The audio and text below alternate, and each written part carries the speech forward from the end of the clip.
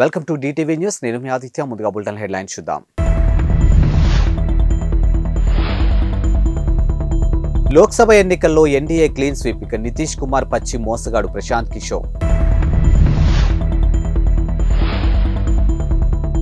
రాహుల్ గాంధీపై కోపంతో ఇండియా కూటమి నుంచి బయటకు వెళ్లాలని నితీష్ నిర్ణయం. చంద్రబాబుకు ఎంపీ భరత్ సవాల్. బీహార్ ముఖ్యమంత్రి నితీష్ కుమార్ మళ్లీ ఎన్డీఏ కూటమిలో చేరిన సంగతి తెలిసిందే. ఇక 2 నెలల క్రితం ఆయన మాట్లాడుతూ ప్రాణం పోయినా బీజేపీతో చేతులు కలపనని అన్నారు. ఈ వ్యాఖ్యలు చేసిన రోజులు కూడా గడవక ముందే ఆయన మాట తప్పారు. ఈ నేపథ్యంలో ప్రముఖ ఎన్నికలు వ్యూహకర్త ప్రశాంత్ కిషోర్ మాట్లాడుతూ రానున్న లోక్సభ ఎన్నికల్లో ఎన్డీఏ క్లీన్ స్వీప్ చేస్తుందని చెప్పారు.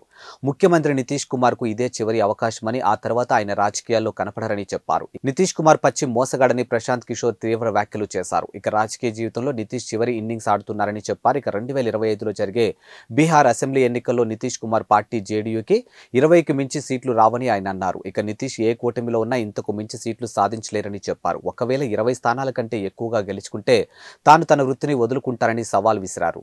విపక్షాల ఇండియా కూటమి జనవరి 13న నిర్వహించిన వీడియో కాన్ఫరెన్స్ సమావేశంలో రాహుల్ గాంధీపై బీహార్ సీఎం నితీష్ కుమార్ తీవ్ర అసంతృప్తి వ్యక్తం చేశారని, కూటమి నుంచి వైదొలగాలని అదే రోజున ఆయన నిర్ణయం తీసుకున్నారని సంబంధిత వర్గాలు చెబుతూ ఉన్నాయి. రాహుల్ గాంధీపై కోపంతో నితీష్ కుమార్ 10 నిమిషాల ముందుగానే మీటింగ్ నుంచి నిష్క్రమించారని పేర్కొన్నారు. ఇండియా కూటమి కోఆర్డినేటర్ పదవి మమతా బెనర్జీని సంప్రదిస్తానంటూ రాహుల్ గాంధీ అనడమే నితీష్ కుమార్ ఆగ్రహానికి కారణమని సంబంధిత వర్గాలు పేర్కొన్నాయి. కొద్దిసేపటికే కూటమి కన్వీనర్ గా నితీష్ కుమార్ ను ఎన్నుకున్నప్పటికీ ఆయన కోపం చల్లారలేదని, ఆఫర్ను నితీష్ తిరస్కరించారని సంబంధిత వర్గాలు పేర్కొన్నాయి. ఇక పదవిని లూలు యాదవ్ కు కట్టబెట్టొచ్చని నితీష్ చెప్పినట్టుగా తెలుస్తుంది. ఇక కాగా కూటమి చైర్మన్ గా, కూటమి ప్రధానమంత్రి అభ్యర్థిగా కాంగ్రెస్ చీఫ్ మల్లికార్జున ఖార్గే పేరును ప్రతిపాదించినప్పుడు కూడా నితీష్ అసంతృప్తి వ్యక్తం చేశారని తెలుస్తుంది. ఇక గతంలో జరిగినటువంటి కూటమి సమావేశంలో మమతా బెనర్జీ, అరవింద్ కేజ్రీవాల్ ఇద్దరు మల్లికార్జున ఖార్గే పేరును ప్రతిపాదించిన విషయం తెలిసిందే. ఇక నితీష్ కుమార్ ఆశించిన ప్రధానమంత్రి పదవికి ఇతరుల పేరును ప్రతిపాదించడం ఆయనకు రుచించలేదని సంబంధిత వర్గాలు పేర్కొన్నాయి. టీడీపీ అధినేత చంద్రబాబు చేసిన ఆరోపణలపై రాజమండ్రి ఎంపీ మార్గాని భరత్ స్పందించారు. ఇక తనపై బాబు చేసినటువంటి ఆరోపణలు నిరూపించాలంటూ సవాల్ విసిరారు. ఇక స్కీముల పేరుతో స్కాములు చేసి జైలు పాలైన చంద్రబాబు తనకు విమర్శించవద్దంటూ ఆగ్రహం వ్యక్తం చేశారు. రాజమండ్రిలో మీడియాతో మాట్లాడుతూ మార్గాని భరత్ బాబు ఆరోపణలు ఖండించారు. ఇక తాను నీతి నిజాయితీగా రాజకీయ సేవ చేసేందుకు వచ్చానని స్పష్టం చేశారు. సొంత ఆస్తులు అమ్ముకొని ప్రజల హృదయాల్లో స్థానం సంపాదించడం కోసం రాజకీయాల్లో ఉన్నానని పేర్కొన్నారు. ఇక బాబు, ఆయన పార్టీ వాళ్ళ రాజకీయాలను అడ్డు పెట్టుకుని డబ్బు సంపాదించడానికి రాలేదని అన్నారు. ఇక రాజమండ్రిలో టీడీపీ ఎమ్మెల్యే కుటుంబ సభ్యులు వడ్డీ వ్యాపారాలు, చిట్ల వ్యాపారాలు చేసి అడ్డంగా దొరికి సెంట్రల్ జైల్లో ఉండొచ్చారని విమర్శించారు. అలాంటి వారిని పక్కన పెట్టుకుని బాబు తనను విమర్శించడం దొంగే దొంగ అని అరిచినట్టు ఉందని విమర్శించారు. ఆవా భూముల్లో తనకు 150 కోట్లు ఎవరిచ్చారో చంద్రబాబు నిరూపిస్తే రాజకీయాల్లోంచి తప్పుకుంటారని సవాల్ విసిరారు. ఇక బాబు చెప్తున్నటువంటి మహిళలకు ఏటా 3 గ్యాస్ సిలిండర్లు జన్మభూమి కమిటీలు కార్యకర్తలకే తప్ప ఇతరులకెవరికి అక్కరకు రావని మండిపడ్డారు. రాష్ట్రంలోని 80 లక్షల మహిళలు ఏటా 3 సిలిండర్లు బాబు ఇవ్వగలరా అని సవాల్ విసిరారు.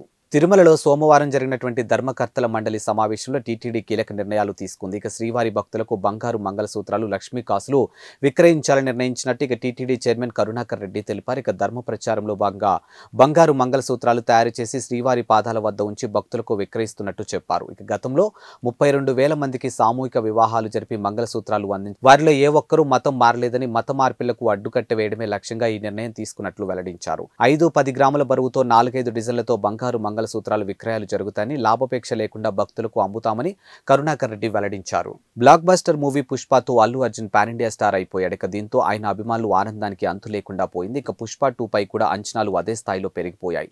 ఈ మూవీ కోసం ఫ్యాన్స్ తో పాటు సాధారణ ఆడియన్స్ ఆసక్తిగా ఎదురు చూస్తూ ఉన్నారు. అయితే పుష్ప 2 కు సంబంధించి చిత్ర బృందం నుంచి కొత్తగా ఏ అప్డేట్ రాలేదు. ఇక ఫలితంగా తొలుత అనుకున్న రిలీజ్ డేట్ పై కూడా సందేహాలు మొదలయ్యాయి. ఇలా స్పెక్యులేషన్ ఎక్కువైపోతుండటంతో మూవీ మేకర్స్ స్వయంగా క్లారిటీ ఇచ్చారు. రిలీజ్ డేట్ పై పూర్తి స్పష్టత ఇచ్చేలా కొత్త పోస్టర్ను షేర్ చేశారు. ఇక పుష్ప 2 విడుదలకు సరిగ్గా 200 రోజులు మిగిలి ఉందని చెప్పారు. ఆగస్టు 15న ప్రపంచవ్యాప్తంగా మూవీ రిలీజ్ అవుతుందని స్పష్టం చేశారు. పుష్ప 2 చిత్రానికి సుకుమార్ దర్శకత్వం వహిస్తూ ఉన్నారు. అల్లు అర్జున్ సరసన నేషనల్ క్రష్ రష్మిక మందన్న నటిస్తుంది. ఇక డాలీ ధనుంజయ, ఫహద్ ఫాజిల్ వంటి స్టార్స్ ఆర్టిస్టులు మూవీలో ముఖ్య పాత్ర పోషిస్తున్నారు. ఇక పుష్ప మూవీని బ్లాక్ బస్టర్ చేసిన అభిమానులు పుష్ప 2 పై చాలా ఆశలే పెట్టుకున్నారు. రిజర్వేషన్ చేయించుకొని ఎక్కాల్సిన స్టేషన్లో ఎక్కకుండా తదుపరి స్టేషన్లో రైలు ఎక్కి నా సీటు ఏది అంటే ఇకపై కుదరదు. గతంలో టీటీలకు ప్రింటెడ్ రిజర్వేషన్ లిస్టులు అందజేసేవారు. దీంతో 1-2 స్టేషన్ల వరకు ప్రయాణికులకు రాకపోయినా వారు వేచి చూసేవారు. కానీ ఇప్పుడు అందుకు అవకాశం లేదు. అయితే టీటీలు కొంతకాలంగా ట్యాబ్ మాదిరిగా ఉండే హ్యాండ్ హెల్డ్ టెర్మినల్ ద్వారా ఎప్పటికప్పుడు రైల్లో రిజర్వేషన్ వివరాలు పరిశీలిస్తూ ఉన్నారు. ఆ పరికరాల్లో ఎప్పటికప్పుడు వివరాలు అప్లోడ్ అవుతూ ఉంటాయి. ఇక ఓ స్టేషన్లో ఎక్కేందుకు రిజర్వేషన్ చేసుకున్న వారు రైలు ఎక్కకపోతే తర్వాత స్టేషన్ వచ్చేలోపు ఆర్ఏసీ వెయిటింగ్ లిస్టులో ఉన్న ప్రయాణికులకు ఆ బెర్తులు కేటాయించే అవకాశం ఉంటుంది. ఇక దీంతో తర్వాత స్టేషన్లో రైలు ఎక్కినా నా బెర్త్ ఏది అని ప్రశ్నించేందుకు ప్రయాణికులకు హక్కు ఉండదు. అయితే తర్వాతి స్టేషన్లో రైలు ఎక్కాలనుకుంటే అందుకు సంబంధించినటువంటి బోటింగ్ వివరాలను మార్చుకోవాల్సి ఉంటుందని రైల్వే అధికారులు చెబుతూ ఉన్నారు. సినిమా ప్రమోషన్ కోసం సంఘీ పదాన్ని ఉపయోగించారంటూ తమిళ డైరెక్టర్, ప్లేబ్యాక్ సింగర్ ఐశ్వర్యపై హిందూ సంఘాలు మండిపడుతున్న వేళ సూపర్ స్టార్ రజనీకాంత్ స్పందించారు. ఇక తన కుమార్తె ఐశ్వర్య సంఘీని చెడు పదంగా అభివర్ణించలేదని, నాన్న ఆధ్యాత్మిక వ్యక్తి అని మాత్రమే ఆమె చెప్పిందని స్పష్టం చేశారు. ఇక ఈ మేరకు సోమవారం ఆయన మీడియాతో మాట్లాడారు. నాన్న అన్ని మతాలను ప్రేమించే ఆధ్యాత్మిక వ్యక్తిగా పేర్కొందని, అందుకు తండ్రిని అలా అభివర్ణించిందని రజనీకాంత్ సమర్థించారు. ఇక ఐశ్వర్య దర్శకత్వం వహించినటువంటి లాల్ సలాం మూవీ ప్రమోషన్స్ కోసం ఆమె ఈ విషయంపై మాట్లాడిందన్న ఆరోపణలు రజనీకాంత్ కొట్టిపారేశారు. ఇక అలాంటిదేమీ లేదని అన్నారు. రైట్ వింగ్ మద్దతుదారుడు లేదా కార్యకర్త గురించి చెప్పడానికి సంఘీ వ్యవహారిక పదంగా ఉందని, ఈ పదాన్ని సినిమా ప్రమోషన్ కోసం వాడారంటూ ఐశ్వర్యపై విమర్శలు వ్యక్తమవుతూ ఉన్నాయి. ఈ పదంపై ఐశ్వర్య మాట్లాడారంటూ పలు రిపోర్టులు వెలువడడంతో చర్చాంశనీయంగానూ మారింది. కాగా ఐశ్వర్య దర్శకత్వం వహించినటువంటి లాల్ సలాం మూవీ ఫిబ్రవరి 9న విడుదల కానుంది. ఈ సినిమాలో రజనీకాంత్ కూడా నటించారు.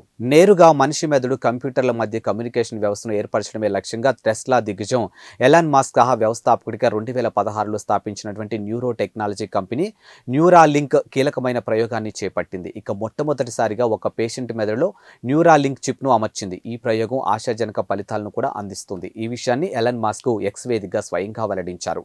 నిన్న మొదటిసారి మనిషి మెదడులో న్యూరాలింక్ ను అమర్చాం. ఇక పేషెంట్ కోలుకుంటున్నాడు. ప్రారంభ ఫలితాలు ఆశాజనకంగానే ఉన్నాయి. ఇక నాడి కణాలు గుర్తించడం ఖచ్చితంగా కనిపిస్తుందని ఎలన్ మస్క్ పేర్కొన్నారు. మనిషి సామర్థ్యాలను ఉత్తేజం చేయడం, పార్కిన్సన్స్ వంటి నాడి సంబంధిత వ్యాధులకు చికిత్స ప్రధాన లక్ష్యాలుగా ఈ ప్రయోగం కొనసాగుతుంది. ఇక మనుషులు కృత్రిమ మేధస్సు మధ్య సహజీవన సంబంధాన్ని సాధించడం కూడా ఒక ఆశయంగా ఉందని గతంలో కంపెనీ పేర్కొంది. మనిషి మెదడులో చిప్ను అమర్చేందుకు అమెరికా నియంత్రణ సంస్థ నుంచి గత ఏడాది అనుమతి లభించడంతో ఈ ప్రయోగం చేపట్టారు.